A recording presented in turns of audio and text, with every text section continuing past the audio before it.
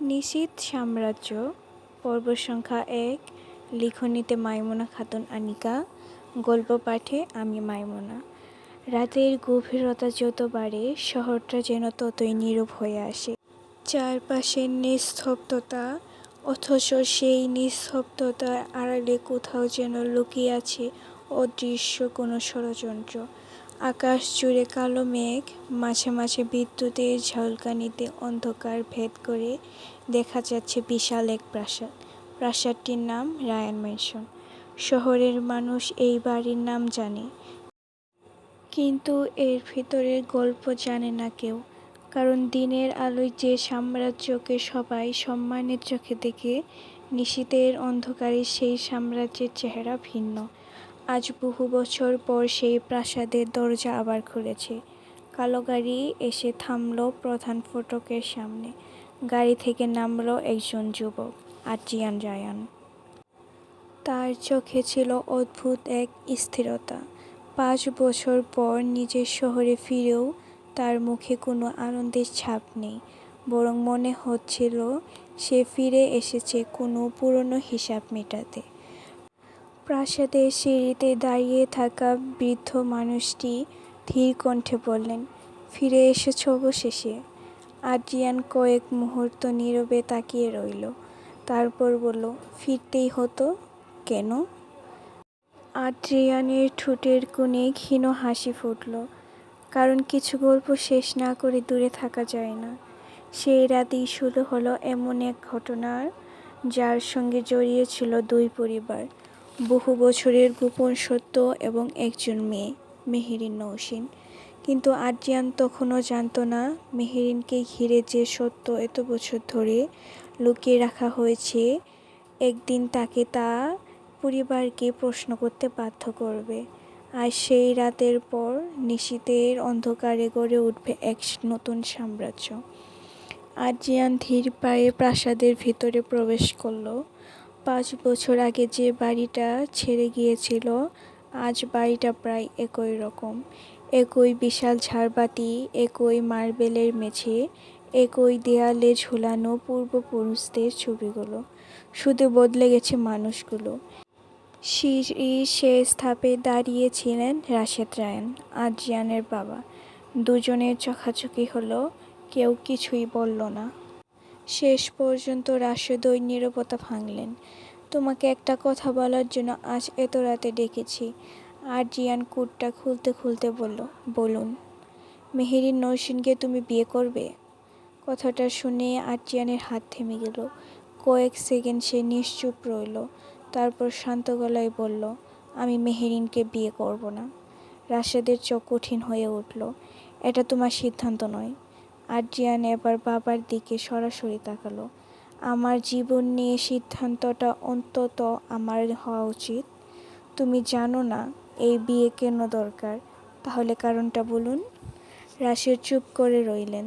তারপর নিচু গলায় বললেন, কারণ মেহেরিন শুধু নওশীন পরিবারের মেয়ে নয় আদ্রিয়ান। তার সঙ্গে আমাদের পরিবারের এমন একটা সম্পর্ক আছে যেটা তুমি এখনো জানো না। আদ্রিয়ানের ভ্রু কুঁচকে গেল। কী সম্পর্ক?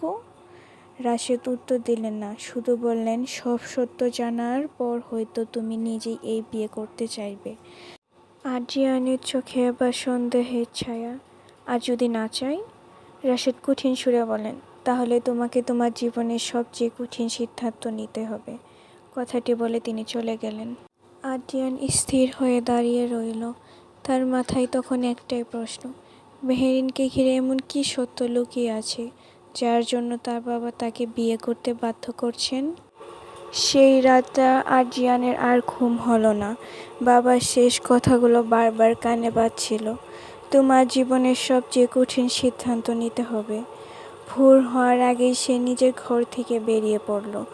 রায়ান ম্যানশনের পুরনো লাইব্রেরি ছিল বাড়ির এমন একটি জায়গা, যেখানে বহু বছর ধরে কেউ খুব যেত না।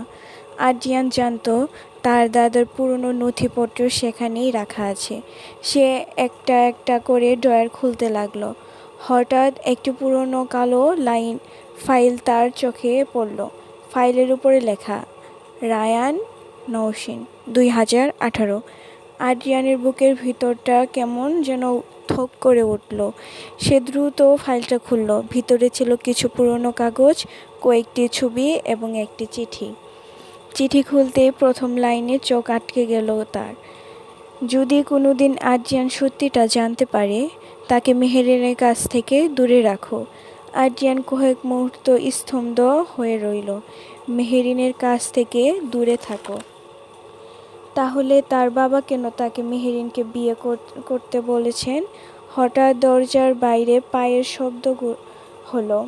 আদ্রিয়ান দ্রুত চিঠিটা ভাঁজ করে পকেটে রাখল। দরজা খুলে ভিতরে ঢুকলেন তার চাচা, মাহির রায়ান।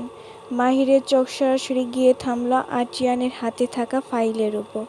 তার মুখের রং বদলে গেল। তুমি এই ফাইল কোথায় পেলে? আদ্রিয়ান শান্ত গলায় বলল, এটা কি নিয়ে? মাহির কিছুক্ষণ চুপ রইল। তারপর বললেন, এই ফাইল তোমার জন্য নয়। আদ্রিয়ানের চোখ শুরু হয়ে এলো। আমার পরিবার নিয়ে লেখা একটা ফাইল আমার জন্য নয়? এটা কিভাবে সম্ভব?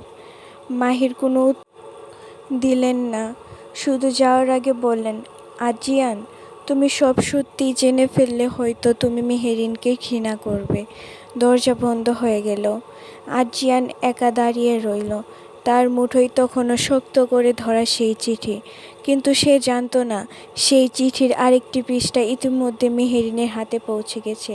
আর সেখানে লেখা ছিল, মেহেরিনকে সত্যটা কখনো জানতে দিও না। নৌসিন বাড়ির বারান্দায় দাঁড়িয়ে ছিল মেহেরিন। পরনে তার হালকা গোলাপি রঙের থ্রি পিস। ঘন লম্বা কালো চুলগুলো বাতাসে উড়ছে। সকালের আলো চারপাশে ছড়িয়ে পড়লেও তার মনে কোনো শান্তি ছিল না। তার হাতে ধরা সেই পুরনো কাগজটা বারবার খুলে দেখছিল সে। কাগজের শেষ লাইনে লেখা, মেহেরিনকে সত্যটা কখনো জানতে দিও না। কিন্তু কি সত্য? কেন তার কাছ থেকে এত কিছু লুকানো হচ্ছে? ঠিক তখনই পিছন থেকে তার মায়ের কণ্ঠ ভেসে এলো, মেহেরিন! মেহেরিন দ্রুত কাগজটা লুকিয়ে ফেলল। সামিরা নৌসিন মেয়ের সামনে এসে দাঁড়ালেন। তুমি এই কাগজটা কোথায় পেয়েছো?